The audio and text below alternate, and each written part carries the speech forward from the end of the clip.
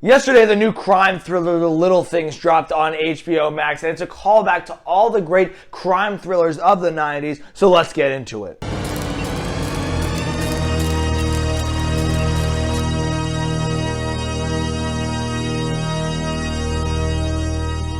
Welcome to So Screen Talk. My name is Luke LaPointe. I started this channel because movies are a big part of my life, and I want to talk about them with people who care about them as much as I do. With that, remember to hit that like and subscribe button. And most importantly, as we're talking about a new movie, I want to hear down below in that comment section. Have you seen The Little Things on HBO Max yet? Are you planning to see it? If you have seen it, what did you think about it? Where do you agree and disagree with me? And if you're planning on seeing it, what do you hope to see from the movie? I want to hear it all down below so that we can have an open discussion in the comment section. And with that, let's get into it. So yesterday we got The Little Things, a new crime thriller on HBO Max, and the plot follows two police officers who try to catch a serial killer in 1990s Los Angeles when they find a strange man who may or may not be their top suspect. And I had a lot of expectations and hope for this movie, being that it's a crime thriller, and I do enjoy crime thrillers, and they casted Denzel, Rami Malek, and Jared Leto. I am going to talk about whether those expectations were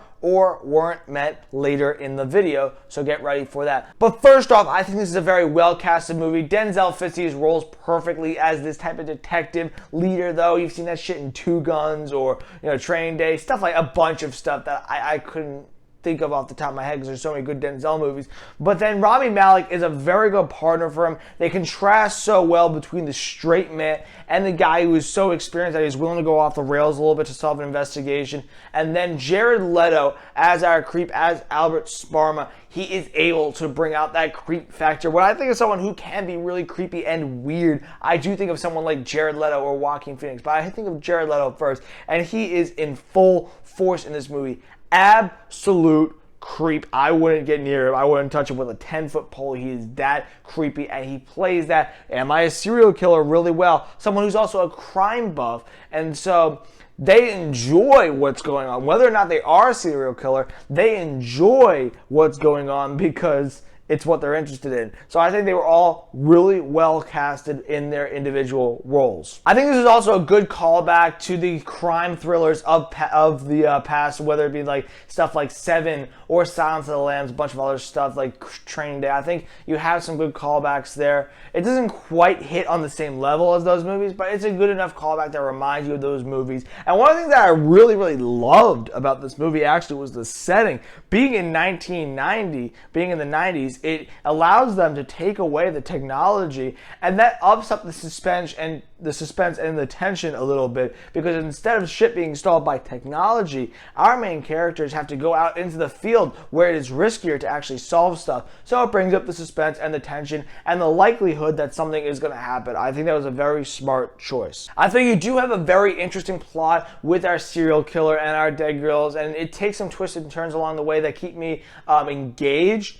And I wish they would have done a little different, but I really did enjoy it. I didn't think it was interesting. And I kind of commend the ending. I mean, I will get into the ending in a little bit, but I do commend it for being something a little different where not everything is solved.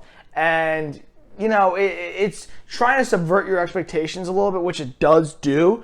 Whether or not that totally worked, I will get into, but I do commend them trying to take a different turn in a genre that has been maybe played out a lot, and there's not really much originality left in the crime thriller genre. And one of the things I did really like is that once Leto shows up as this creep, the movie does pick up a significant amount, a substantial amount. The suspense, the tension does pick up a lot because of what Jared Leto brings to the movie, enjoying this, and the type of interactions, the reactions he gets from the crowd, and the interactions he gets with Denzel and Rami Malek. I think that was very well done. However, there were definitely things I did not like about this movie. First off, expectations. Like I said, I had really high expectations for this movie, being that I love crime thrillers, and this is a crime thriller with Denzel Washington, Rami Malek, and Jared Leto. 3 heavy hitters, 3 A-listers, 3 Oscar winners. They are incredible actors, so I thought this was going to be an exceptional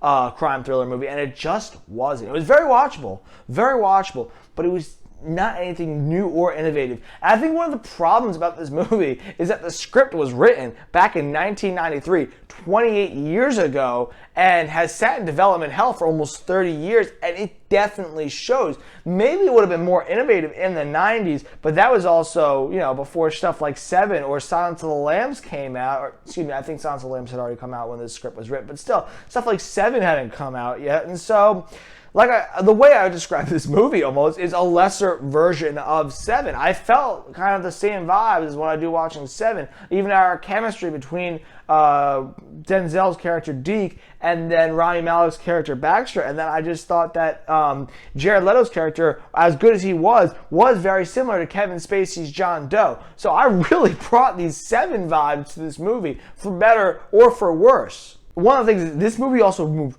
really slow in the beginning. It did not pick up in the beginning. It was just moving along as kind of a detective ship. Like, there was no tension, there was no suspense. Everything was happening, and it was just kind of happening, and then it was done. You didn't feel like there were going to be any consequences.